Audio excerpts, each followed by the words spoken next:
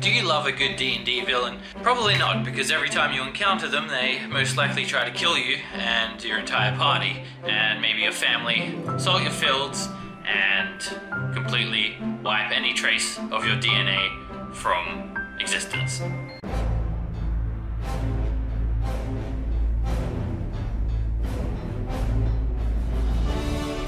Before we go any further, I would just like to say that the following video does contain spoilers for Storm King's Thunder, Tomb of Annihilation, Curse of Strahd, and Waterdeep Dragon Heist. If you're planning on playing any of those modules and you do not wish to have certain key elements spoiled about them, I would suggest that you do not watch this video yet. Today we're going to be talking about my top 5 D&D villains. Now there are 2 restrictions that I'm going to impose with this top 5, and the first one being there will be no deities included in this video, and that's mainly because deities are so strong that even though they are villains in their own rights, they simply outmatch any other villain. The second restriction that I'm imposing is only villains from 5th edition Dungeons & Dragons modules that have been released. Now there are a wide variety of villains all throughout the ages of Dungeons & Dragons, and for simplicity's sake and just to keep up to date with contemporary Forgotten Realms lore, I will only be including villains that have appeared in 5th edition modules. So join me as we enter the minds of Dungeons & Dragons' worst villains. But keep in mind that these worst villains are only going to be included in 5th edition, and only included in modules that have officially been released by Wizards of the Coast. So that means no previous editions monsters, so really it's not a complete list at all. It's just 5 villains that I've chosen that I'm completely familiar with from 5th edition.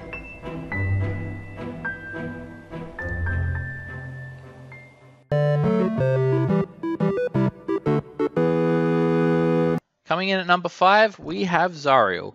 Zariel is the current ruler of the first layer of the 9 Hells, known as Avernus. Formerly an angel from Mount Celestia, she could not endure watching the blood war from afar from her heavenly realm, and kept begging Daddy Bahamut to finally let her go and play with all the friendly demons and devils down in the 9 Hells, until finally Bahamut got sick of her shit and let her go down to Avernus. Surely enough, she was corrupted by the pervasive evil of the 9 Hells and actually defeated in battle.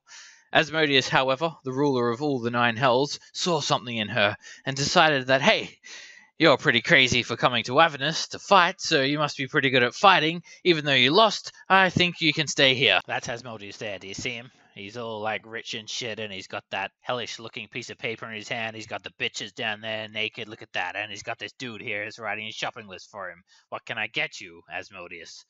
I will have bread, and make sure it's got jalapenos in there, because jalapenos are spicy, and I like spicy, and make sure you get milk, but make sure the milk's rancid, because I'm evil, and I like rancid stuff. Okay, you got that? She then worked her way up the ranks of the devils, before finally becoming an Archduchess of Avernus, surpassing even the mighty pit fiend Bel.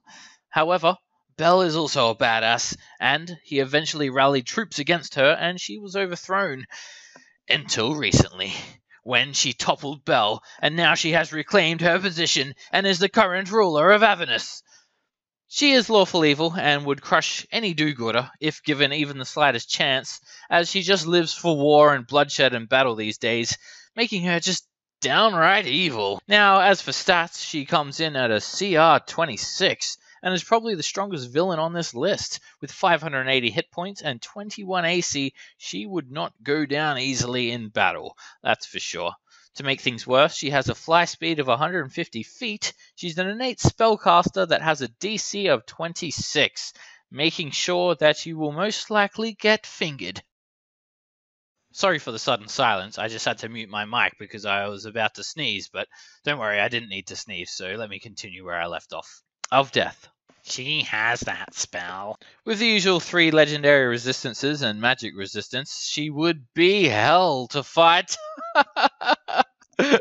Hell, because her attacks also do an extra 8d8 points of fire damage, and combined with her longsword, she is able to put out 184 points of damage per turn with just melee attacks. Not to mention her horrid touch that does 8d10 necrotic damage and makes you deaf, blind, and stupid. Oh yeah, she also regenerates 20 hit points at the start of her turn and can teleport at will, also as a legendary action. And she can cause you to combust just by looking at you. As for lair action, she can cast Fireball, no surprise there. She also likes to use Major Image to make it appear as if your pet turtle or other loved one is being burned alive. No! Snorkus!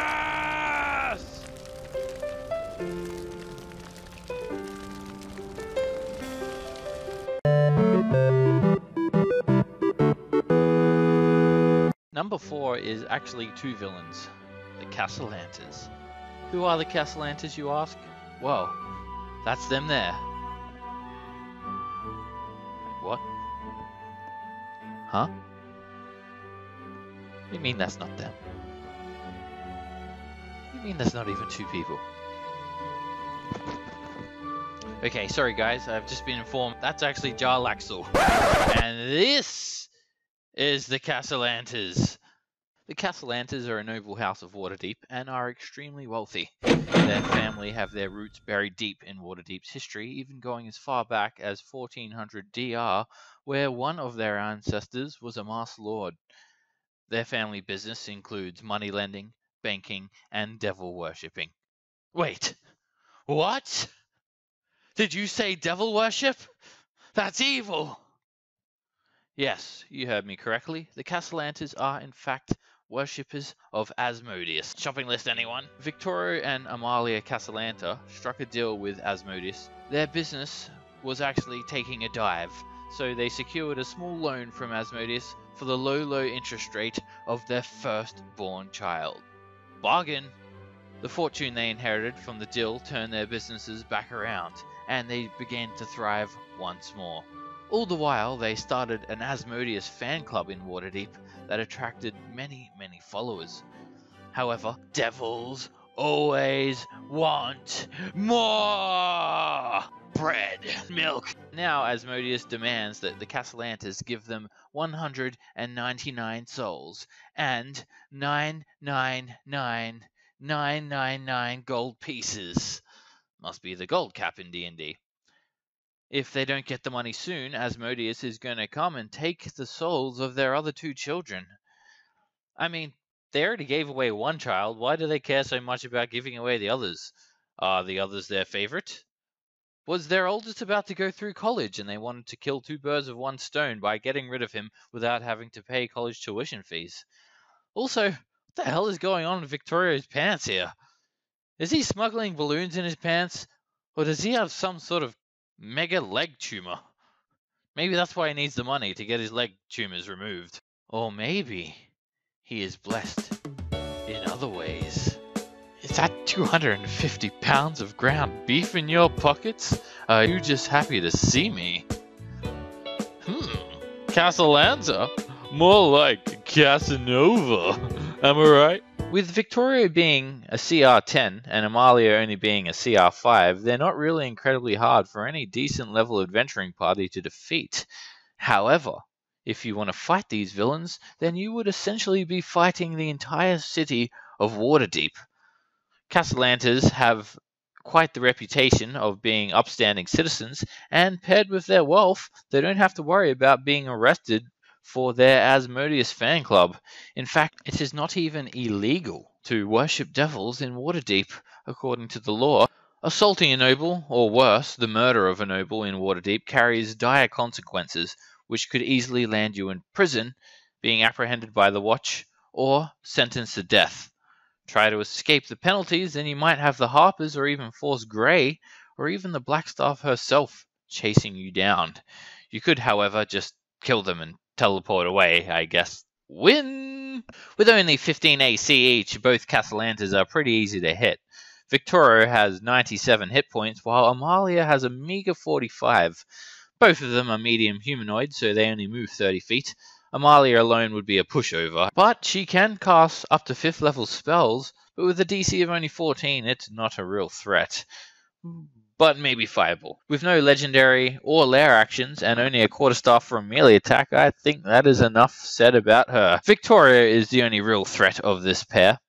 His fine noble clothes is actually a set of glamoured studded leather armor that allows him to change the appearance of it at will. Okay, he seems to make his armor appear like goiter pants as an actual conscious decision. His rapier attack is pretty standard stuff, and although he can summon a devil and become invisible, it's not really anything to write home about. His real power, though, is that he is a 15th level spellcaster, and he can cast Earthquake, for starters. He could easily level an entire city block, and he also has Divine Word, which could easily kill a low-level character and is only a bonus action. If he gets hurt, he could cast Heal to almost completely fill his hit points. And if he's having a bad day, or if he's beaten in combat and lives to tell the tale, he could just cast Modify Memory on himself to make him forget all about it. If you don't remember it, did it really happen? So all in all, they're not the toughest villains, but their status within Waterdeep makes them practically untouchable, and their pact with Asmodeus makes them a real threat to society. I mean, the real crime are those paths.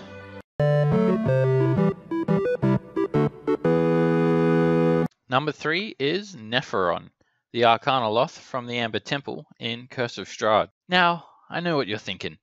How can this be a top villain? I mean, not only does it look like my librarian from high school that was always trying to shush me, but this little runt doesn't even look scary. Well, I'll tell you something. You should be scared, because he's the reason why the Amber Temple is known as the Amber Temple, aka TPK Temple.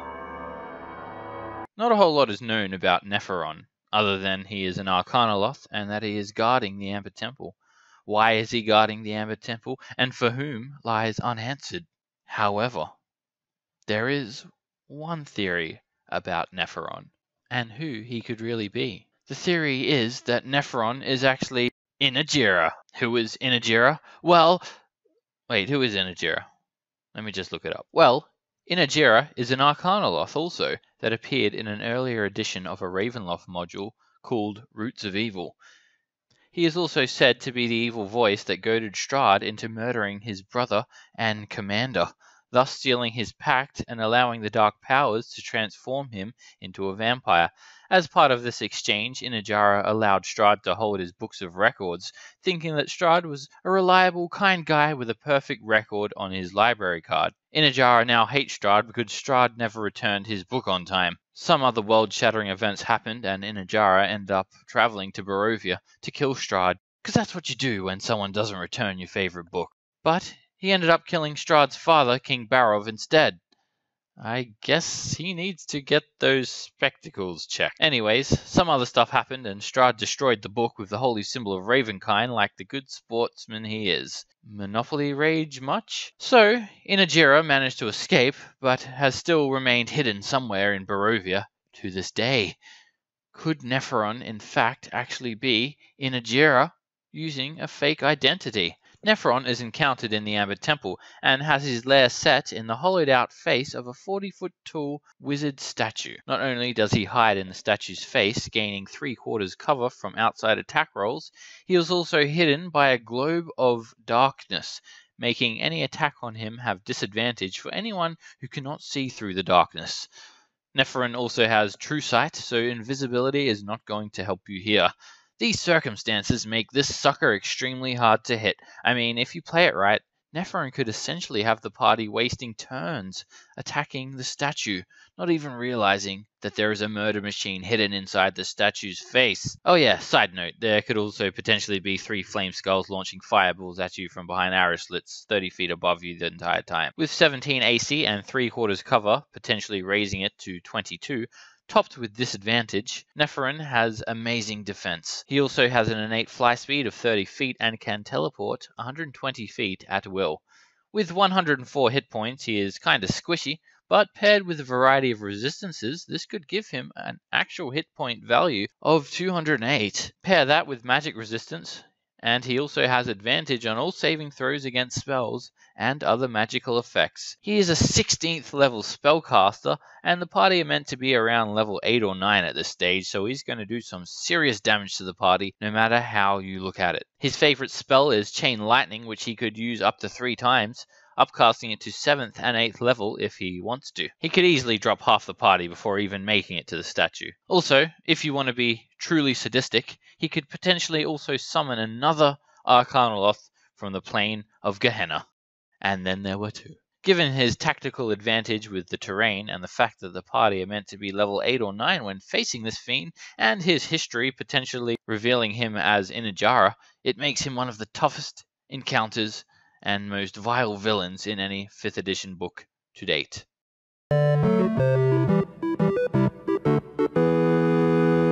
Number 2 is Slakathel. That's right, Slakathel, an ancient spellcasting kraken who lairs deep in the trackless sea off the Sword Coast. Slakathel, for starters, is old AF. He is first recorded to have appeared in Faerun over 1300 years ago, and like most krakens, he's as old as time itself. Krakens were instruments of war used by the gods at the beginning of time, and were abandoned by their parents. Real original backstory for Slakathel. Hell-bent on destruction due to a teenage edgelord-fueled hate for their parents, Slakathel is no different. Thinking that he is special among krakens, he strived to achieve godhood, and he did that by starting a kraken fan club named the Kraken Society, who doesn't actually know that their leader is a kraken, apparently. They must just think it's a cool name, I guess. Also noted, he is favored by the bitch queen, Umberlee. And no, I didn't just say that to be mean, that's actually her real name. So yeah, I looked it up. He is a terrifying villain to encounter. He is such a badass that he doesn't even have to show his ugly face to corrupt many humanoids and bend them towards his evil ends, as he can do so using just his psychic ability. He is quite the manipulative schemer too. He remembered a war between dragons and giants some measly 40,000 years prior, and what does he decide to do? He makes his fan club kidnap the Storm Giant King and murder the Storm Giant King's wife, the Queen, just to stir up shit between dragons and giants. One of his followers also has a pretty cool ship. Slakathel is a CR25, which is higher than most krakens due to his ability to cast spells. He has 18 AC, which is not terribly hard to hit at higher levels, though pair this with the fact that he can also cast Foresight to give all attacks disadvantage on him, and he suddenly becomes a lot harder to hit. Also, given that he's a seafaring creature, you most likely will be fighting him in the water, which will also give you disadvantage on attacks unless you have a swim speed or are wearing the appropriate equipment for underwater combat. He has a swim speed of 60 feet, making him fairly mobile in the water. However, if he's ever caught taking a stroll outside of the ocean, he also has a walking speed of 20 feet, which in itself is a terrifying thought. Hey.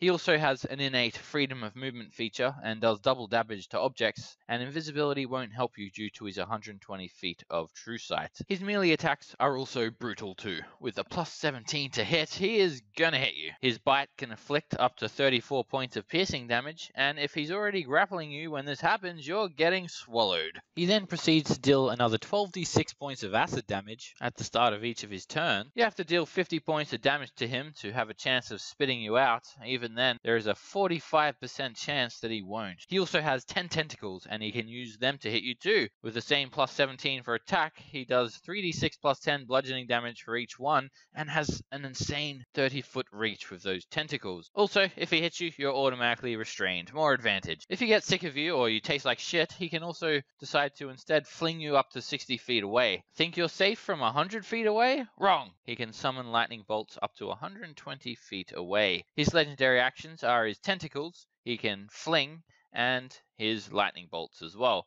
He also has another Ink Cloud ability that can deal 3d10 poison damage for ending your turn in it, and he can also use it to hide, as it's a 60-foot radius cloud that's heavily obscured. He's also a 20th level spellcaster, so yeah, you can't get any higher than that. His notable spells are Foresight, or Power Word Kill, and Feeble Mind, any of which are absolutely devastating, and if that fails, there's also chain lightning for days. If you encounter him in his lair, there's a good chance you're also going to be vulnerable to that lightning damage because that happens to be one of his lair actions. He can make you vulnerable to lightning, and you're gonna die. He can also control the underwater battlefield of his lair and supercharge it to shock everyone too. He also has supreme reign over water elementals and fish around his lair, such as shark, killer whales, and seahorses. Given the fact that he's already one of the most powerful creatures in 5e, and that being a kraken, and the fact that he's also a 20th level spellcaster and lairs somewhere that the water pressure alone could probably kill you, he almost takes the cake for this list.